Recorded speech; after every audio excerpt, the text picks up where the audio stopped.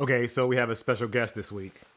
He's insistent on being in the video and will not let me film, so you guys are gonna have to deal with him. Anyway, it's Thanksgiving week and it's packed with sneaker releases as we gear up for the holiday season. I'm Jacques Slade. That's Cowboy, and welcome to the Heat Check. Okay, first up we have the GS Nike Dunk Low in medium pink. These are going to be on the 21st for 90 bucks. Then we have the Nike Dunk Low from Nike to you. These are going to be on the 21st for 115. Yeah, that nickname works only if this was a freebie from Nike. Seems like a bit of a cruel joke to me, honestly. We also have the women's Nike Dunk Low medium olive. This is gonna be a restock. This is on the 21st for 115. We have the Air Jordan 13 wheat for on the 21st for 200. Now this is actually a big one, and Jordan Brand appears to be going through, I would say, a bit of a funk sales-wise, but for those of you who have been waiting for this retro of the Air Jordan 13 Wheat, a colorway that originally released in 2004, this is your moment. It's going to be an easy pickup in my opinion, and it's possible that it also goes on sale and you can get it for whatever retail was in '04.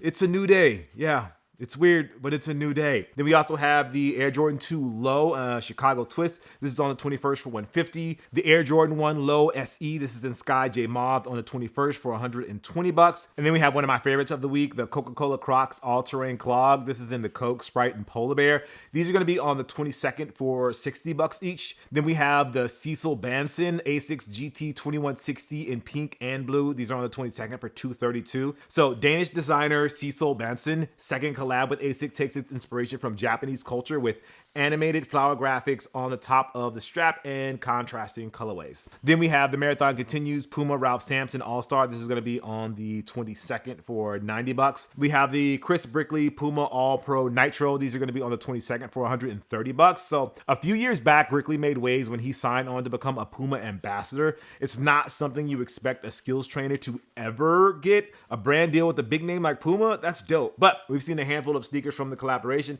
and this mismatch pair is next up on the docket. Then we have the women's Nike Air Max 1 in Cedar Red and Stardust. These are going to be on the 23rd for 140 bucks. We have the Nike Air Max Pulse in Smoke Gray. These are going to be on the 23rd for 170. The Nike Vapor Max Mock, and this is in Rome Black. That's going to be on the 23rd for 220, and that's Rome as in roaming around, not like the city. Again, 220 bucks. Then pick of the week is the Adidas Kobe Infinity, and this is in the Stormtrooper colorway on the 24th, obviously, for 160 bucks.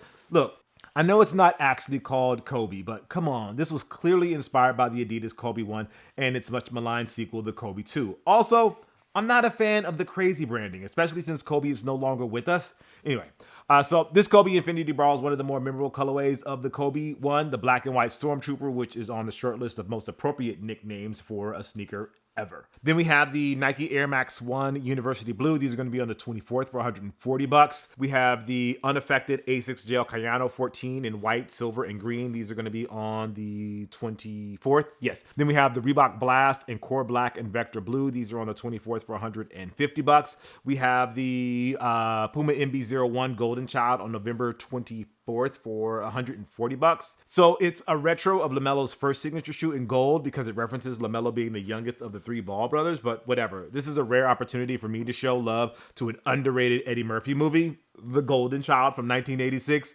Yeah, I said it, underrated. People hated it at the time and hate it now. Look, I get it. It's not Coming to America or Beverly Hills Cop good, but compared to actual bad Eddie Murphy movies, like All the Nutty Professors or Dr. Doolittle's, The Golden Child is at very least slightly above mid. Cowboy, you're just gonna go to sleep? Oh, all that talking and go to sleep. Oh, sorry. I didn't mean to wake you up. Anyway, pick of the week, Air Jordan 3 Fear Pack. This is on the 25th for 210. Now, here's a retro that I'm going to be very curious to see how it performs. Released during the height of Jordan Retro Mania, the Air Jordan Fear Pack was a collection of the 3, 4, and 5 that was supposed to represent the fear Michael Jordan instilled in his opponents and the fear that Jordan had for himself of not living up to his greatness. Yeah.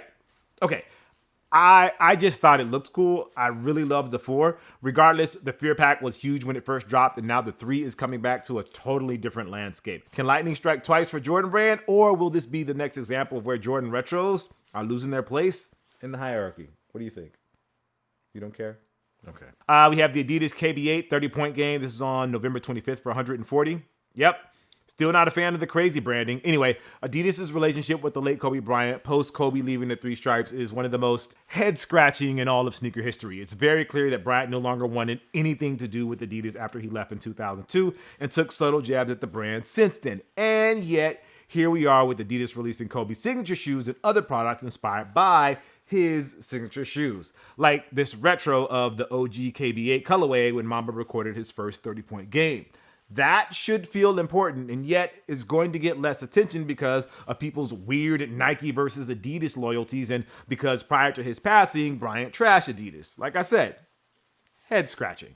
We have the Dime Reebok Club C. This is going to be on November 25th for $120. Then we have the Dime Reebok Club C Revenge, and this is Light Sand and Asteroid Dust. Those are going to be on the 25th for $130 each.